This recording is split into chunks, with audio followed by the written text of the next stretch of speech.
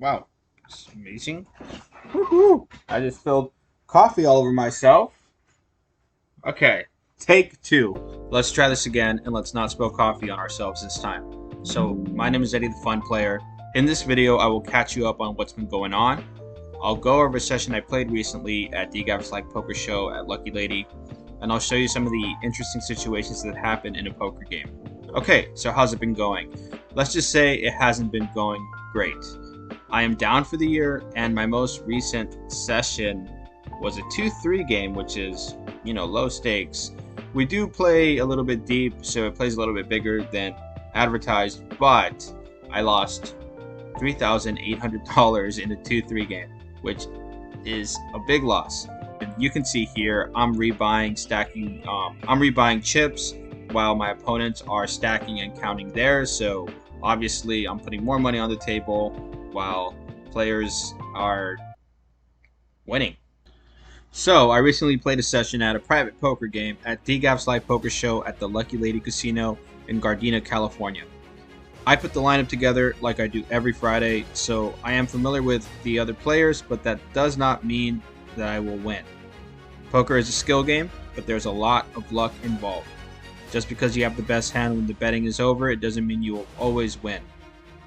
One example of this is when I have Ace-King versus King-Jack.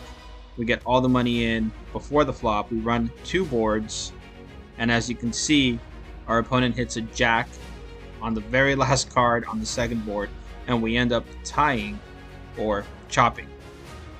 So, having bad variance or not running good can have some negative effects in my game. It usually does, for me. I'm very susceptible to tilt and playing worse when things aren't going my way. And that's very bad if you want to win money in this game. So learn from my mistakes and don't tilt when experiencing bad luck. One more thing before we get into the session. I have a tendency to win big, and when I have a bunch of chips, I end up losing them all usually by making some, let's just call it unique plays or fun plays.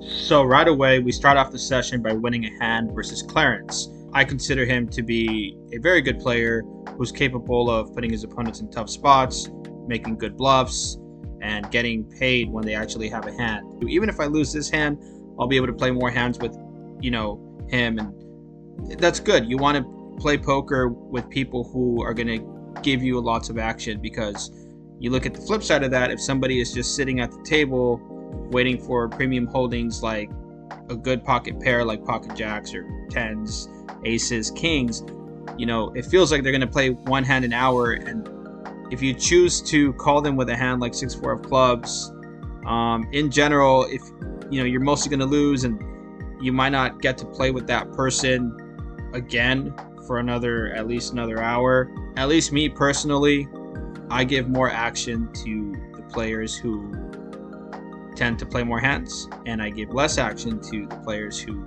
barely play any hands. So anyway, I called the 4-bet out of position, being first to act. I wouldn't recommend you do that in general, but I flopped 2 pair, and Clarence, I'm assuming, had an overpair or top pair at worst, and we ran it twice, and I held on both boards, so that means I won $500 to start the session before the stream even got started. In this next hand, I have pocket sevens, which is a good starting hand. That's 2 sevens. I already have a pair before even seeing the flop. I get 3-bet by MCA. The flop is ace, ace, 8. Not exactly what I want to see with the ace, after getting 3-bet. So I check, and our opponent, MCA, goes all in. He was short stacked, so it wasn't a huge all in. It was $120. And just as I was deciding what to do, he offered to show me one of his cards. So I took that offer. You want to see one? You want to make it fun? Yeah, show me one. Okay, you get a pick. So 117. Wait, before I show you one, No.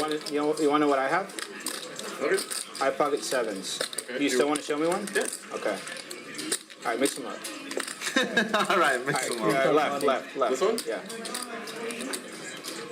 So he shows me a queen, Interesting. and I already planned on calling, and especially when I don't see an ace, Thank you, sir. definitely have the green light to call. We run it twice, and we win. He ended up having king queen. We win about $200 on this one. That cost me a lot of money last week.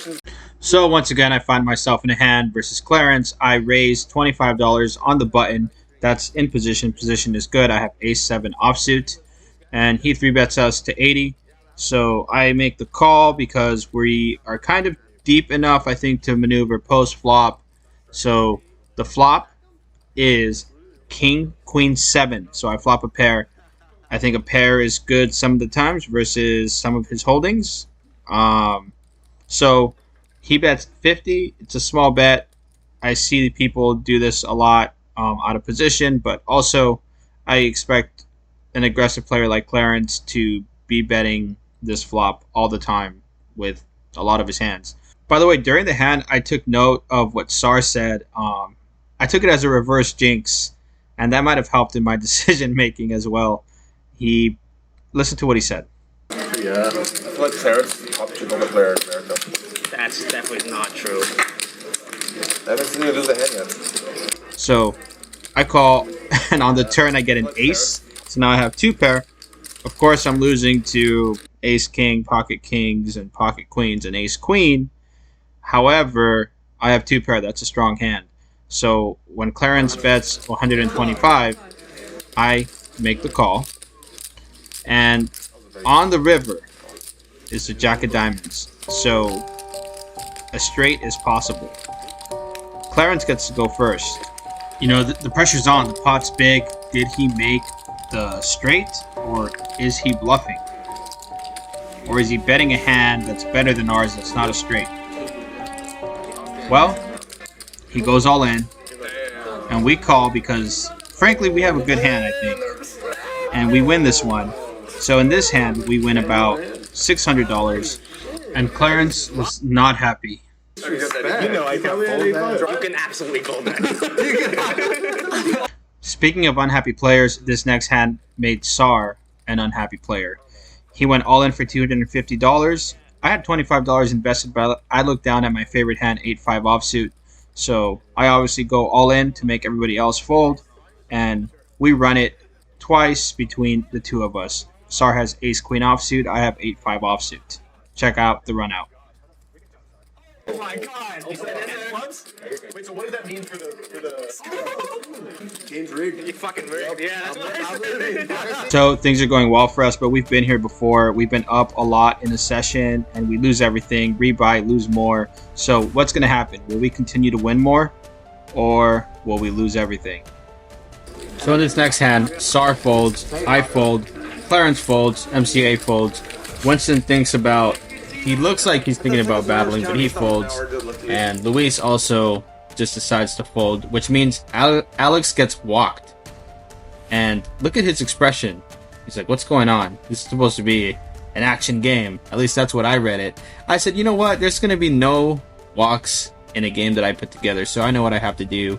I have to straddle. As you can see, it's not my turn to straddle, but I straddle to, I think $25 is what I decided might be enough to kick up the stakes a little bit, get the game out of the muck a bit. So I straddle to 25. MCA raises, and Sar goes all in for over $300. I have aces. I straddled for 25, got lucky, have aces. I decide to only call. That way, that increases the chance that MCA will be involved in the pot. If I go all in, he would fold, but he ends up folding. And we run it twice versus Sar, and our aces hold for this one. So we win another pot. So we're going in the right direction. Another hand, big hand. I have ace-king offsuit. MCA raises. Action Alex 3-bets. I 4-bet all in. And we get all in versus Action Alex. I have ace-king. He has king-10 suited, so we have it in pretty good shape. And we win some more money. We win about $900 in this one. In this next hand, we start eating a sandwich. We're loosey-goosey eating a sandwich. We raise to 15. We get 4 callers, so it's 5 ways to the flop. Jack, 10, 3. We have Jack 4, so we have top pair. We bet $35. Clarence to my immediate left. The players after him decides to raise us to 105. So he could be doing this with a better hand than us. Or he could be doing it with a flush draw. Everybody folds. I call with top pair. the turn is a 4 of clubs, so it gives me 2 pair, and it also makes it so that there's a flush on the board. I check. Clarence bets $200, which is a big bet for the size of the pot. I consider anything over half the pot a big bet. So I think that he could be bluffing, but also he could just have a flush here. And I'm more than happy to give him the action if he has a flush. Because if he has a flush, so be it. And we might get lucky, hit a full house, but you know, Clarence gives tons of action, so I'm good putting it in here. So I go all in for 700 total. He has to call 500 more, and here's the run out. He had a flush. So finally we lose a significant pot, but the poker gods are on our side tonight because we have Jack-8 offsuit in the big blind, and Clarence had raised pre-flop to my immediate left, and there was a few callers, and I called too, completing the action. The flop is Jack-8 queen with a flush draw. I check, wanting to check raise. Clarence checks. Everybody checks. So the turn's a 7, and now there's 2 flush draws on the board. I go ahead and bet my hand. I have 2 pair. I think I have the best hand. I bet 35. Clarence raises us to 105. Once again, we can go after him. So this is similar to the previous hand. And the previous hand, Clarence was bluffing when he raised me. And in this hand, I didn't know it at the time, but he actually had a good hand. I decided to only call because if he was bluffing, I wanted him to keep bluffing, right? So I only called. The river was an 8, which made me a full house. I checked. Clarence bet 300, and I went all in. He called. It was a cooler. It was pocket 7s. So we win a big one here. We win a big pot here. And the last hand I'll cover on this vlog, we have 7-4 offsuit. We make a straight with it, but the way that the hand played out, our opponent couldn't really have a good hand that often by the river. Pretty much, there was a bet on the flop, the turn went check, check, and then on the river, I just think that I have the best hand in general most of the time. And so I tell him that I don't need to bet big to get him to fold, and that causes him to make a move.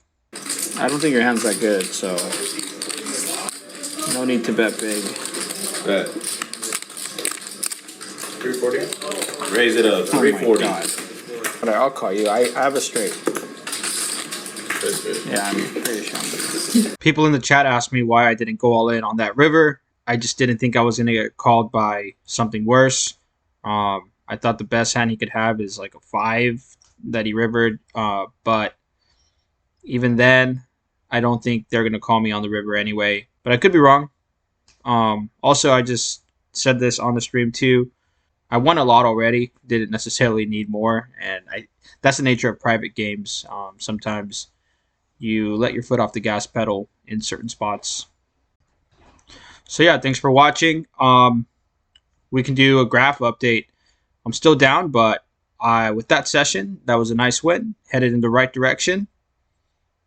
And we'll see what happens.